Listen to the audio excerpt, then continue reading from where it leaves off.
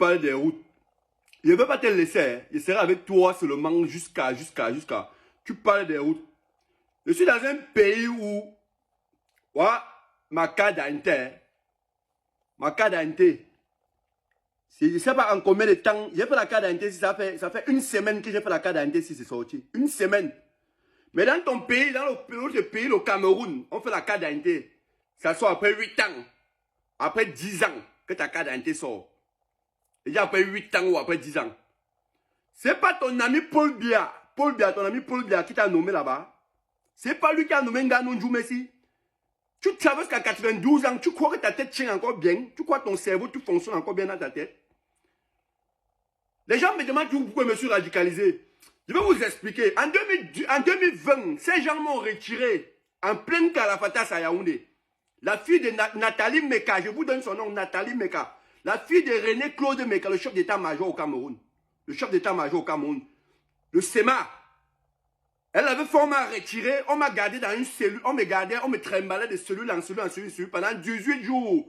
Si nul n'était ce papa, au moins c'est lui, il a eu un bon cœur, il avait demandé qu'on m'envoie au paquet, il va trancher mon affaire, il va rentrer chez moi. Le procureur Tamak, c'était pour le procureur Tamak.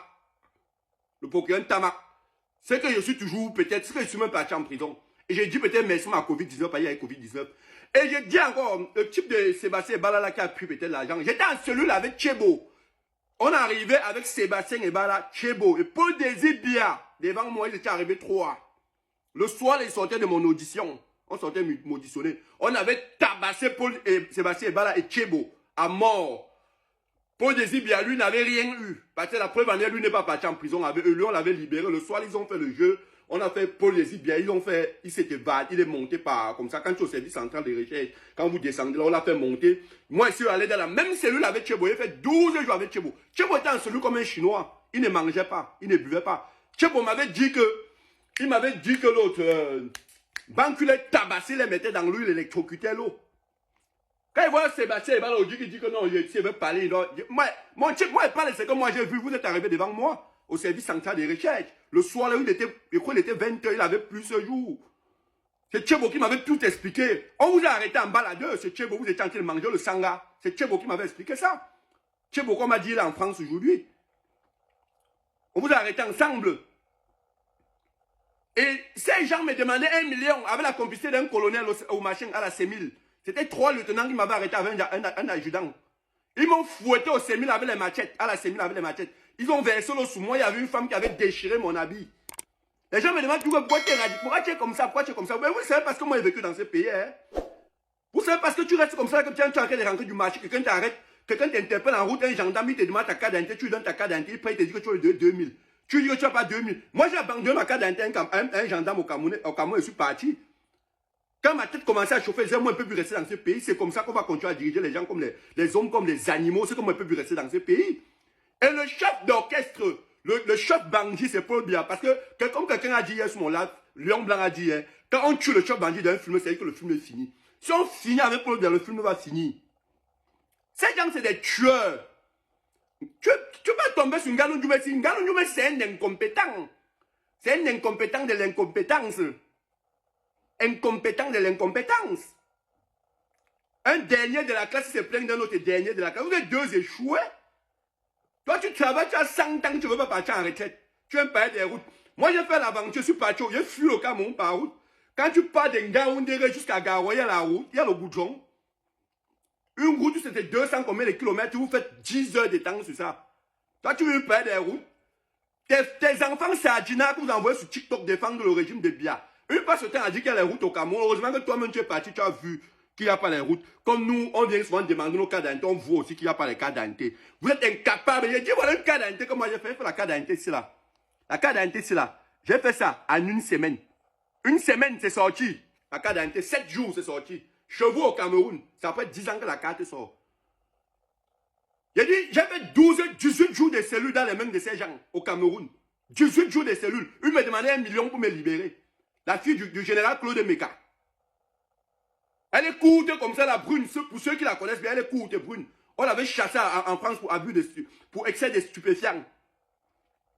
Quand n'importe qui entendait mon problème, il disait, la fille du SEMA, la fille du SEMA. il savait la fille du général.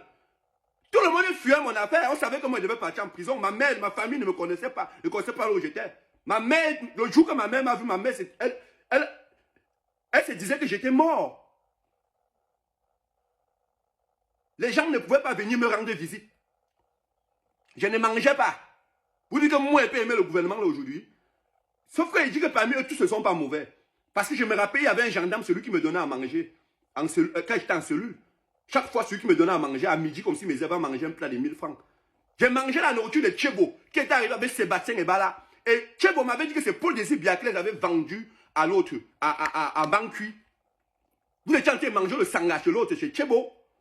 Ce jour qu'on vous arrête. Tchebo sortait chaque jour devant moi pour aller faire des... Moi, j'ai fait une cellule au service central où on fouettait les gens tous les jours. J'ai dit tous les jours, on tabassait les gens au service central.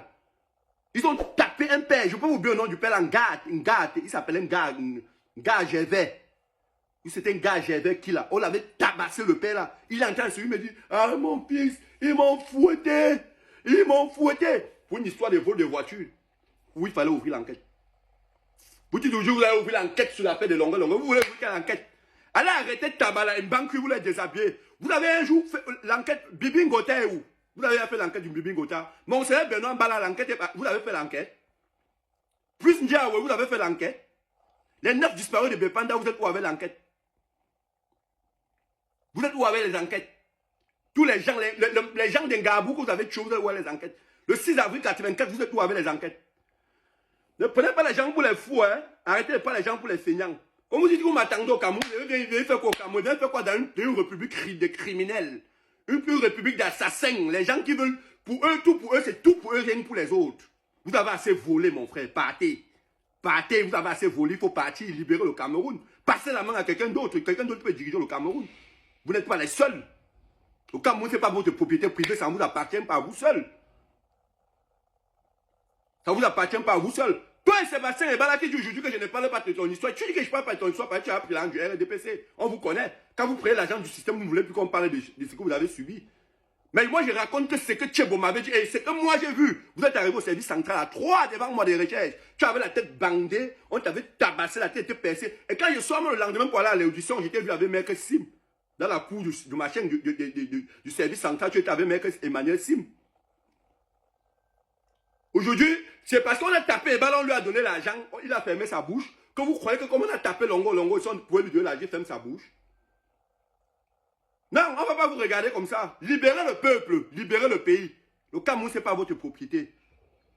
L'analyse des propos tenus par ce Camerounais de la diaspora, exprimant une profonde indignation contre le gouvernement de son pays, soulève des enjeux majeurs liés à la gouvernance, à l'institution judiciaire, aux infrastructures et à la condition des citoyens sous un régime qu'il qualifie d'autoritaire et incompétent. La virulence de son discours, entrecoupée d'anecdotes personnelles et d'accusations directes contre les autorités, met en lumière un sentiment de frustration partagé par une partie des Camerounais, qu'ils soient sur place ou à l'étranger.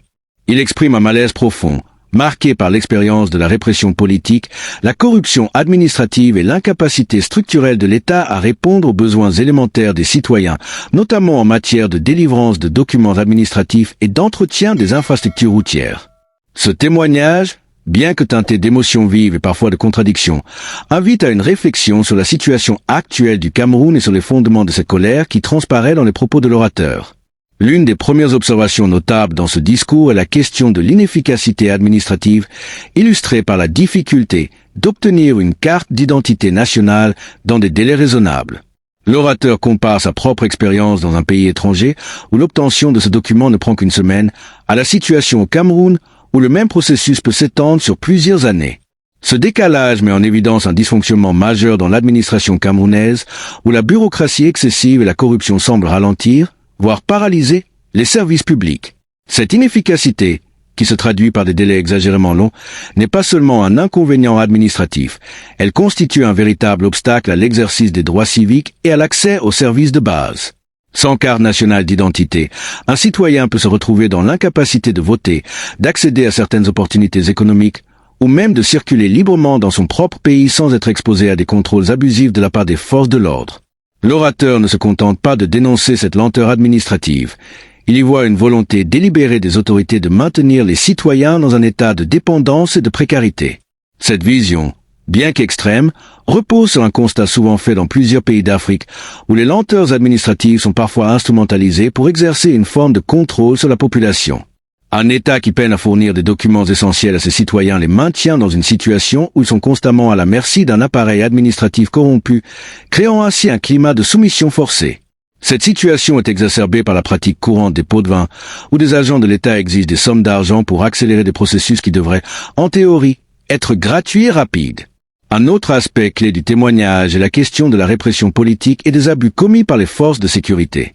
L'orateur relate son arrestation et sa détention arbitraire, insistant sur les mauvais traitements qu'il aurait subis, ainsi que sur les violences infligées à d'autres détenus. Il évoque le cas de personnes torturées, battues et même électrocutées, dans un climat d'impunité totale.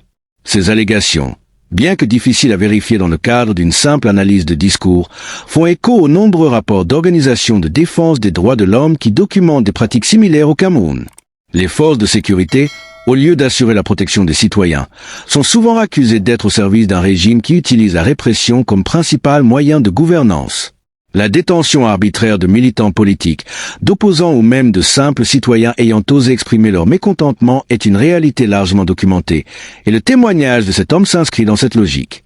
Il est intéressant de noter que l'orateur fait plusieurs fois référence à la radicalisation de son engagement politique comme une conséquence directe de la répression qu'il a subie. Ce point est crucial car il illustre un mécanisme souvent observé dans les États autoritaires. La violence de l'État produit en retour une radicalisation de ceux qui la subissent. Lorsqu'un citoyen se voit privé de ses droits, humilié et réprimé sans possibilité de recours légitime, il peut être tenté de basculer dans une posture de confrontation permanente avec le régime en place. Cette radicalisation peut prendre diverses formes, allant du militantisme politique à des actions plus violentes, et elle contribue à entretenir un cycle de tension et de méfiance entre l'État et une partie de la population. La dénonciation des injustices et des privilèges au sein de l'appareil étatique est un autre élément central de ce témoignage. L'orateur mentionne à plusieurs reprises la fille d'un haut gradé militaire qu'il accuse d'avoir contribué à son arrestation et à sa détention arbitraire. Il laisse entendre que certains individus, de par leur statut social et leur lien avec le pouvoir, jouissent d'une impunité totale, tandis que d'autres, issus de milieux plus modestes, sont exposés aux abus et à l'arbitraire. Ces critiques s'étendent à l'ensemble de la classe dirigeante, accusée de s'accaparer les richesses et les ressources du pays tout en laissant la majorité de la population dans la misère. Le sentiment d'injustice sociale qui se dégage de ce discours est un facteur clé de l'instabilité politique et du ressentiment populaire envers le gouvernement. L'état des infrastructures au Cameroun est un autre sujet abordé avec virulence. L'orateur dénonce l'état déplorable des routes, en soulignant le temps exagéré qu'il faut pour parcourir des distances relativement courtes à cause de leur mauvais état. Cette critique rejoint celle, plus large, de la mauvaise gestion des ressources publiques et de la corruption qui gangrène les grands projets d'infrastructure. Le contraste qu'il établit entre le Cameroun et son pays de résidence met en exergue un retard de développement que beaucoup attribuent à une gouvernance inefficace et à un détournement systématique des fonds publics. Le manque d'investissement dans les infrastructures de base est souvent perçu comme un signe d'abandon de la population par les dirigeants, ce qui alimente encore davantage la frustration et la colère.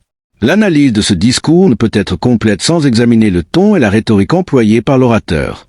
Son langage est marqué par une grande émotion, un mélange de colère, de frustration et de désespoir.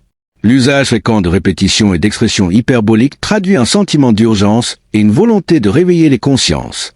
Toutefois, cette charge émotionnelle, bien qu'elle renforce l'impact du message, peut aussi nuire à la clarté du propos et à sa réception par un public plus modéré. En s'exprimant avec une telle virulence, l'orateur risque d'être perçu comme excessif ou biaisé, ce qui peut affaiblir la portée de ses accusations, même si elles reposent sur des réalités bien documentées. Au-delà du cas personnel de l'orateur, ce témoignage reflète un mal-être profond au sein d'une partie de la diaspora camerounaise. Beaucoup de Camerounais vivant à l'étranger se sentent frustrés par l'immobilisme politique et l'absence de perspective pour leur pays d'origine.